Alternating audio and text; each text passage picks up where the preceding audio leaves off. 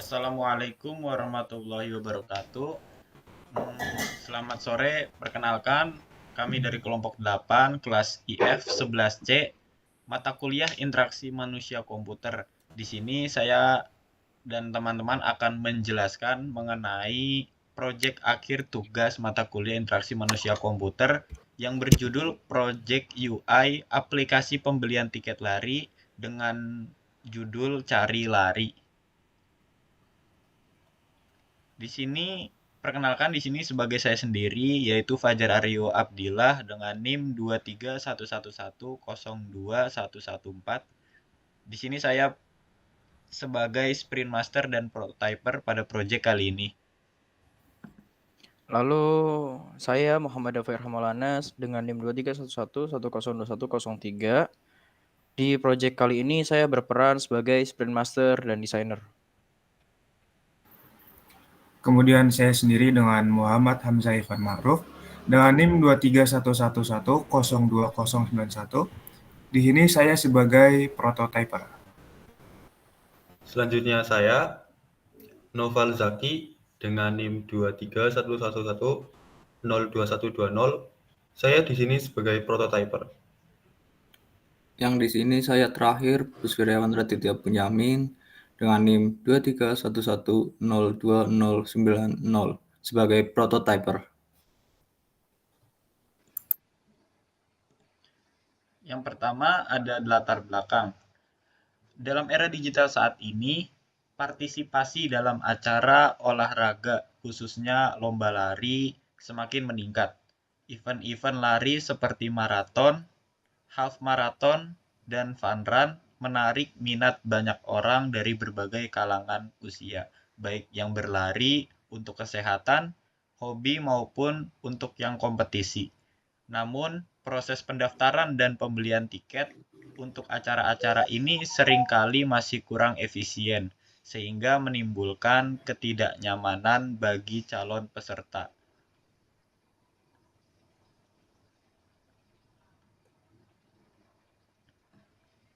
Pada proyek kali ini, kita menggunakan desain sprint, yaitu sebuah proyek dengan 5 hari. Yang pertama, pada hari pertama ada understand dan define, di mana understand sendiri menjelaskan mengenai kebutuhan pengguna, kebutuhan bisnis, dan kapasitas teknologi. Sedangkan define sendiri menjelaskan mengenai strategi dan fokus utamanya. Pada hari kedua atau diverge menjelaskan bagaimana kita bisa mengeksplorasi ide sebanyak mungkin. Selanjutnya pada hari ketiga atau decide menjelaskan mengenai atau memilih ide terbaik sejauh ini. Selanjutnya hari keempat, prototype itu membuat artefak yang memungkinkan untuk menguji ide dengan pengguna. Terakhir hari kelima yaitu validate atau validasi, yaitu dengan menguji ide tersebut dengan pengguna, pemangku kepentingan bisnis, dan pakar teknis lainnya. Lanjut, kita pergi ke langkah 1 yaitu day 1. Understand. Hari pertama fokus untuk memahami masalah dan menerapkan tujuan. Tim bekerja untuk membuat pemahaman bersama tentang tantangan yang dihadapi. Kami menggunakan langkah 1 yaitu understand dengan 1 tujuannya set the goal. Dalam langkah awal desain sprint, menetapkan tujuan merupakan langkah yang sangat penting.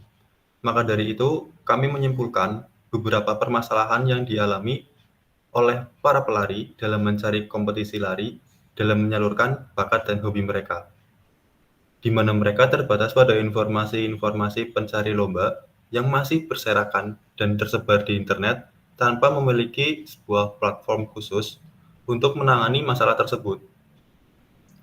Dalam proses yang kami rangkum, tujuan dan kesulitan yang kami lakukan dalam memecahkan kasus dari para pelari. Kemudian ada turn, membalikan, problem to opportunities, yaitu artinya membalikan masalah menjadi sebuah keuntungan. Dalam masalah tersebut, kita memberikan sebuah solusi dari masalah-masalah tersebut. Maka jalannya nanti ada banyak. Setelah mengenali tujuan dan hambatan dalam memecahkan masalah yang dialami oleh user, pada langkah selanjutnya, kami mencoba memahami hambatan tersebut dan membuat masalah tersebut menjadi sebuah ide yang nantinya akan menjadi solusi dari masalah-masalah yang user alami. Gambarnya ada di sebelah kiri, itu masalah, kemudian ada solusinya, seperti itu. Ketiga, diverse. Turn idea into solution. Ketika ide sudah mulai terkumpul, kami mulai merencanakan bagaimana bentuk implementasi dari ide tersebut.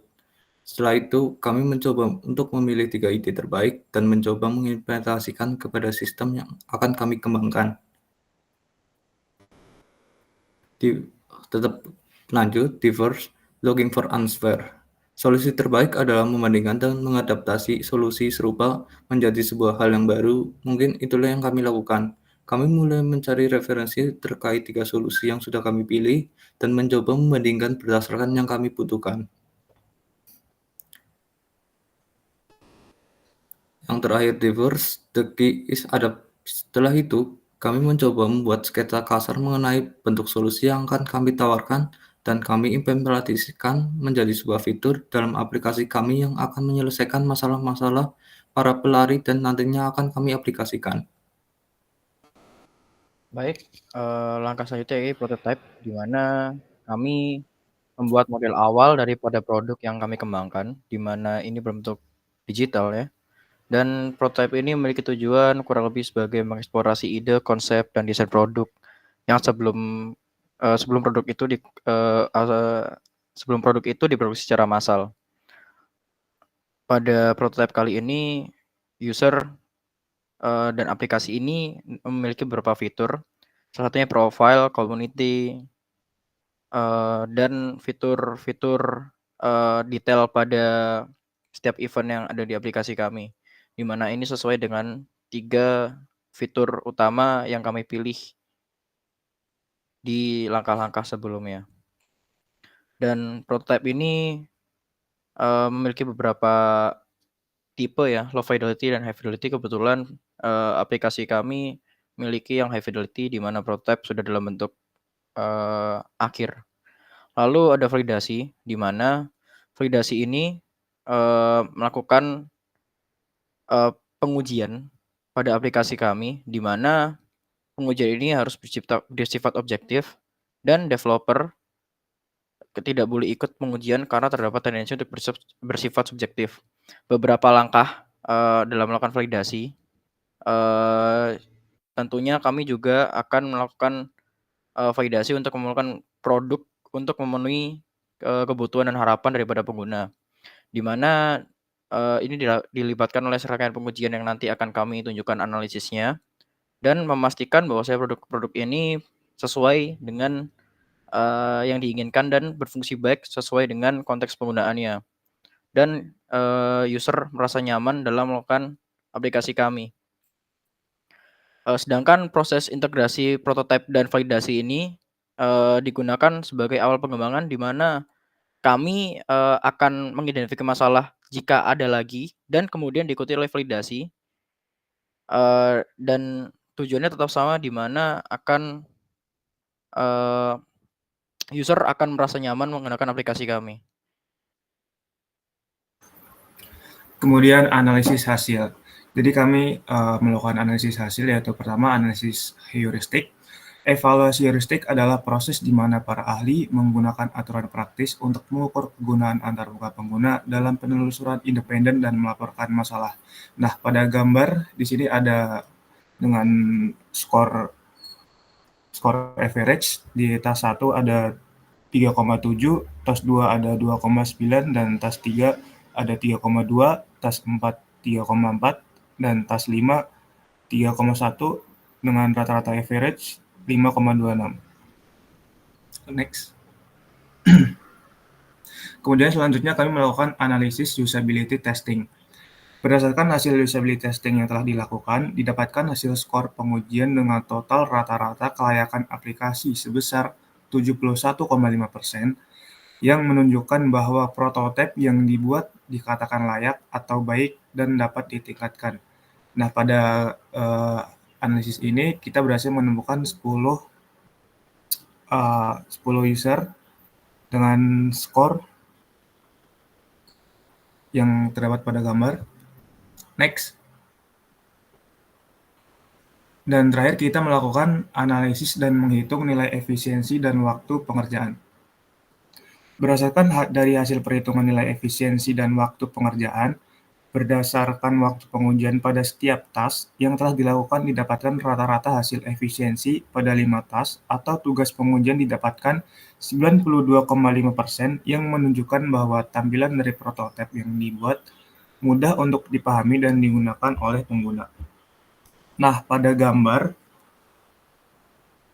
task 1 berhasil mendapatkan hasil efisiensi 62,65%, kemudian di task 2 mendapatkan hasil efisiensi 100%, kemudian di task 3 juga mendapatkan 100%, dan task 4 100% juga, dan task 5 terakhir hasil efisiensi juga 100%.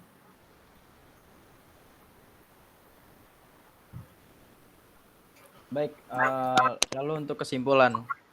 Didapatkan kesimpulan bahwasannya aplikasi yang kami kembangkan, kami menggunakan metode design sprint, di mana dia memiliki 5 tahap, yakni pahami atau understand, kembangkan di first, putuskan decide, prototype, dan uji atau validasi.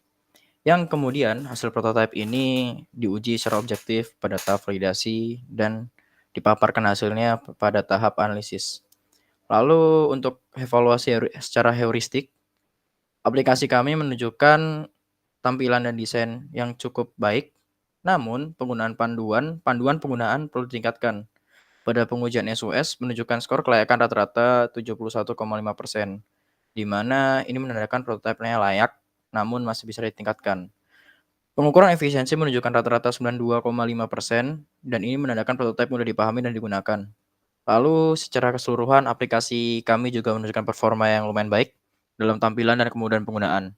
Akan tetapi perlu adanya perbaikan dalam panduan penggunaan dan dukungan bagi pengguna untuk mengenali dan memulihkan dari kesalahan.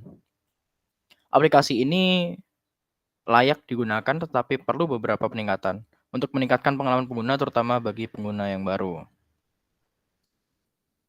Baik, sekian presentasi daripada kelompok 8. Selamat sore. Terima kasih atas perhatiannya. Wassalamualaikum warahmatullahi wabarakatuh. Waalaikumsalam.